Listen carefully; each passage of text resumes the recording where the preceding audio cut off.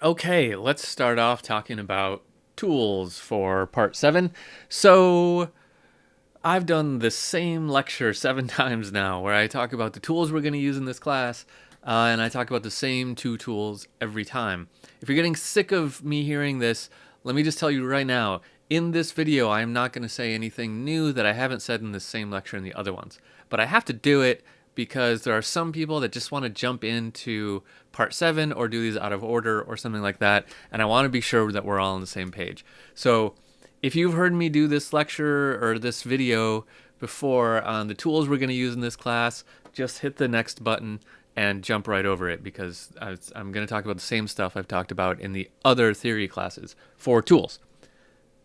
Okay, now I'm going to assume everyone who hasn't or has already heard this information has skipped ahead. So now let's talk about the tools we're going to need. There are two.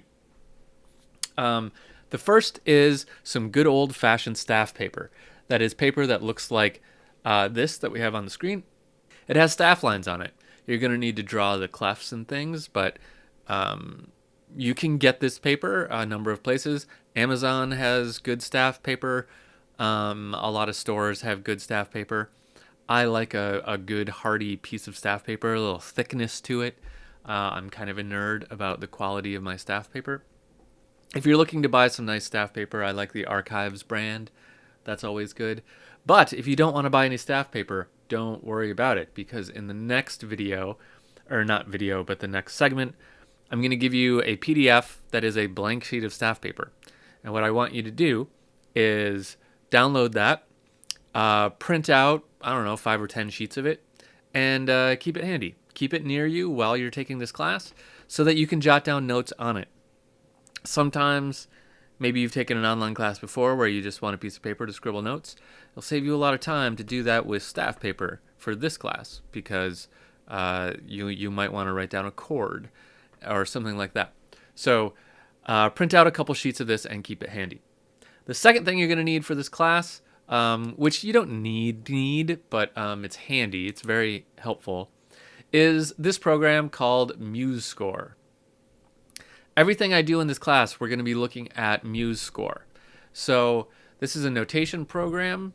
It lets us put notes in. We can build chords. And I can play it back. This is going to sound crazy. Oh, that's kind of nice. So we can put notes in and we can play it back. It's a great way to test what we're writing, test these concepts. Also, something new that I started doing in part 6 is I'm going to, throughout this course, be putting all our examples into one big file, and then I will give you that whole big file. So you can play with it if you want.